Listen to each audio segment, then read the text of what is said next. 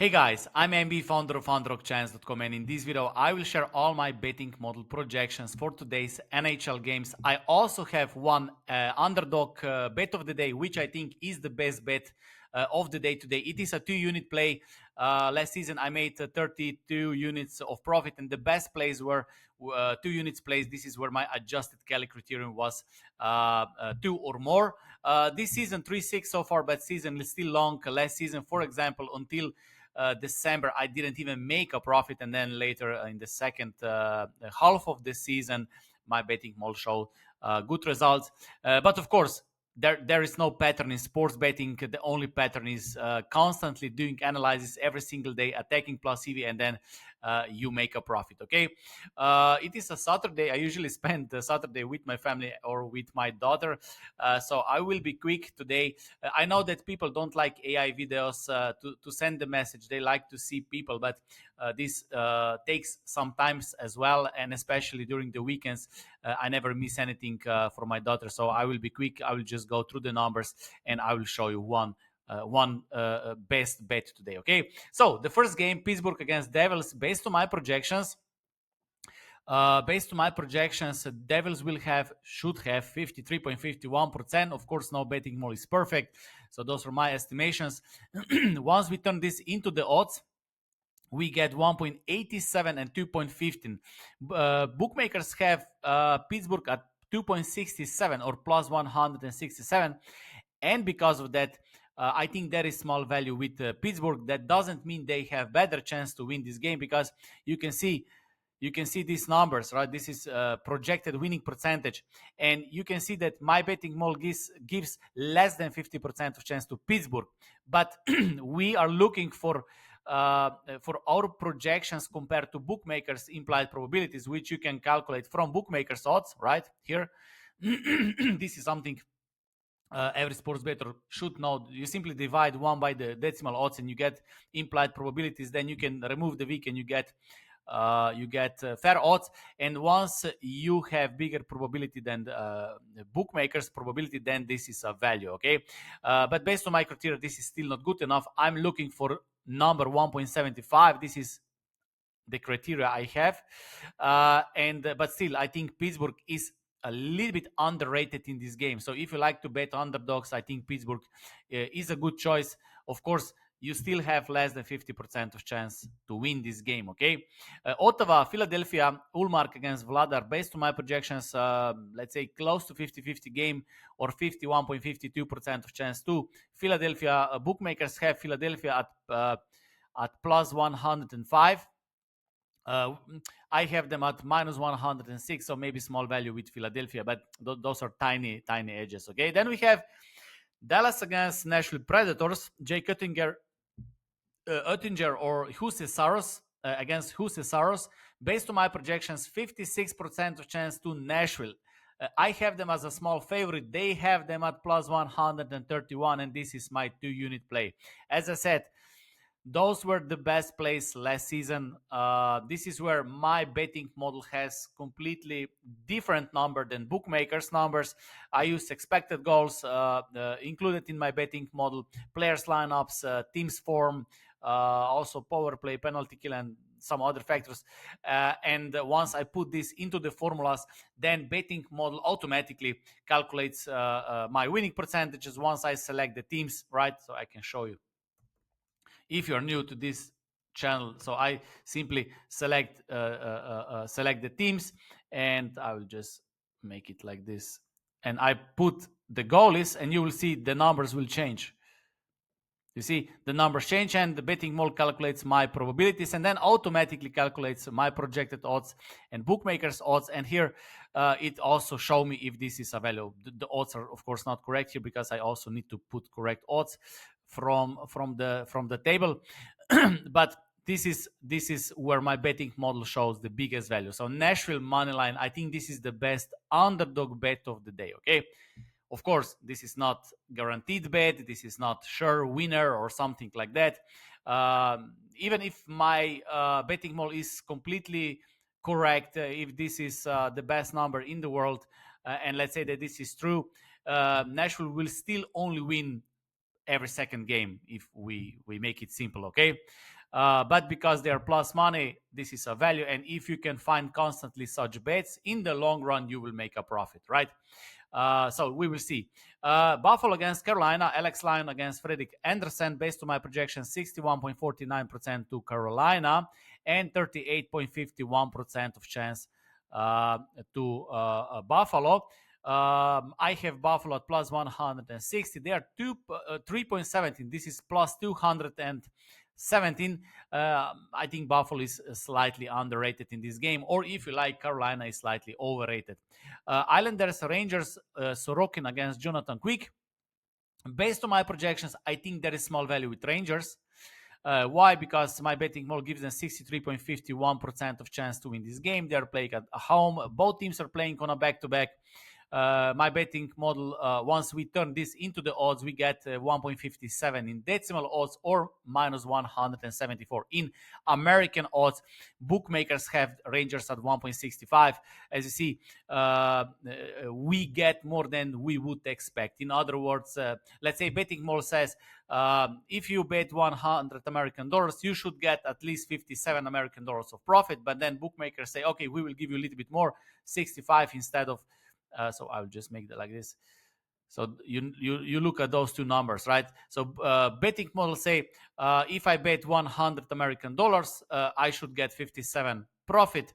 But bookmakers tell me, okay, we will give you a little bit more, 65 instead of 57, and that's what is called a value. Okay, value is everything in life where you get more than you would expect. Okay, this is the basic concept of making money in the world. Okay, so you buy Coca-Cola for $1, you sell it for 1.5. You buy stocks where you think they are underrated, undervalued, if you like, and then you know that this will not, you don't know, but you predict that this will go up. So all those things are predictions. But every time when you when you get something for good price, and you can sell it later for bigger price, you make a profit. So this is the basic concept of making money, and the same is in sports betting. It is not about picking winners. Okay, I repeat this many times, but I still see that this concept is hard to understand because people will focus on one game and then they lose, and then they bother with this. So no, this is not the concept. The concept is always playing a value in the long run with strategy, with smaller units, and then you stack those profits, set the goal and make a profit, reinvest profits, and that's it. Okay. I saw on Twitter or somewhere a lot of discussion about sports betting and how pro gamblers should do or something like that. The concept is very simple. Okay, sports betting is just a game.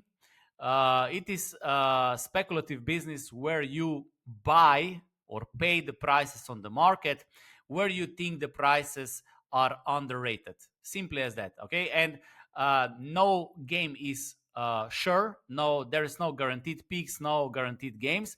But if you have small edge, this will stack and you will make a profit.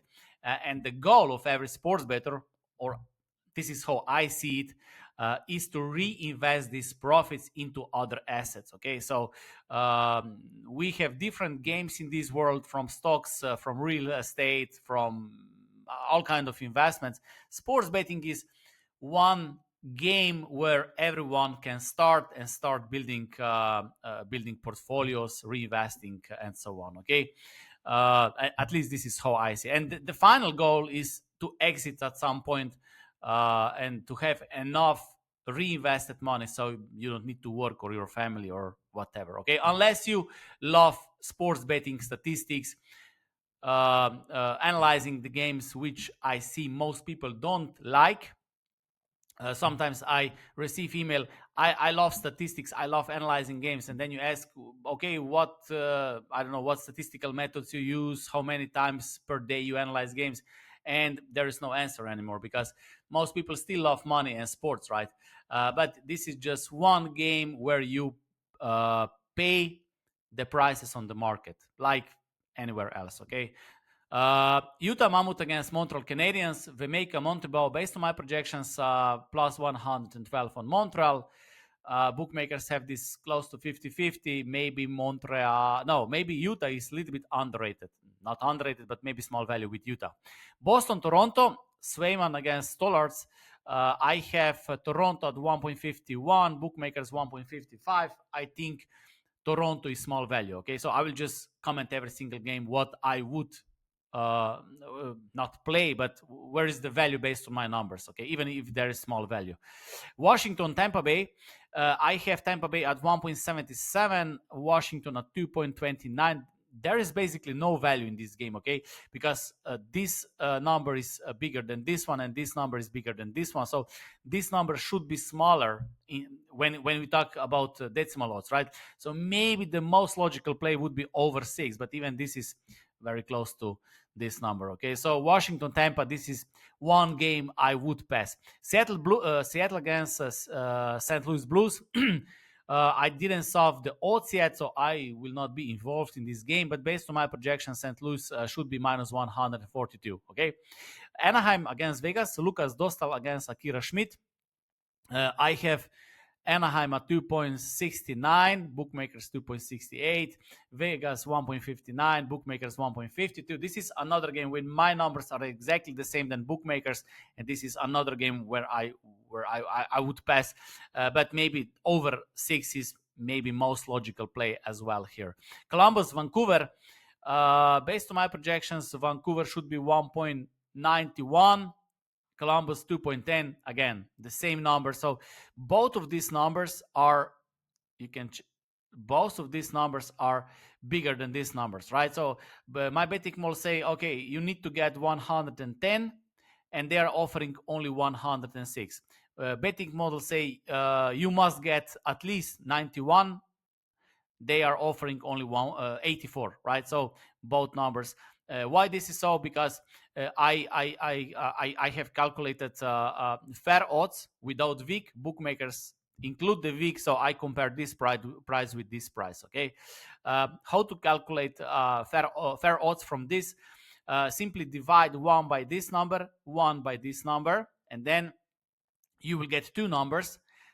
Put those two numbers together, and you will get one number which is bigger than 1, something like 1.034 whatever, right?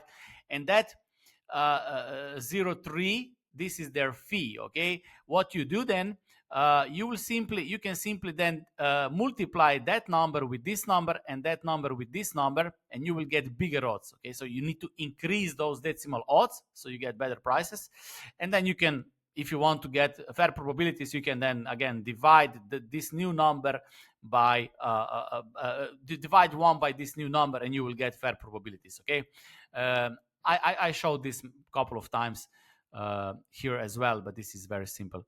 Colorado Avalanche against Edmonton, Blackfoot against Stuart Skinner. Based on my projections, 59.48% of chance to Colorado. I have them at 1.68, bookmakers 1.86. So I think there is a value with Colorado. Okay, even if they are a favorite, I think there is a value with Colorado because you see the difference, right? So my betting model gives better chance to Colorado compared to what market gives them. Florida, San Jose. Based on my projections, 2.78 on San Jose, Florida 1.56. I think Florida is slightly overrated. However, even if San Jose is a little bit underrated, they still have only 36.02% of chance to win this game based on my betting model. Okay, so there is no value. I think the best play today, as I said, Nashville Predators. We can also check what is the probability if they start with their second goal with Annunen. Okay, so I will just make it like this. Annunen. Okay, so right now with Saros we have 56% of chance to Nashville. So I want to see if we change the goalie, how these probabilities and those odds will change. Okay, so I will click enter right now. 56. So it dropped a little bit, right? So it dropped a little, but the difference is very small. Okay, so I think Nashville plus 131, I think is the best underdog bet of the day. And of course, if you bet on underdogs, betting on underdogs is not for everyone, because when it comes to underdogs, for example, I my average play right now is 2.31. It can happen now if I keep having this average odds of plus 130, I will definitely have the winning rate below 50%. Okay.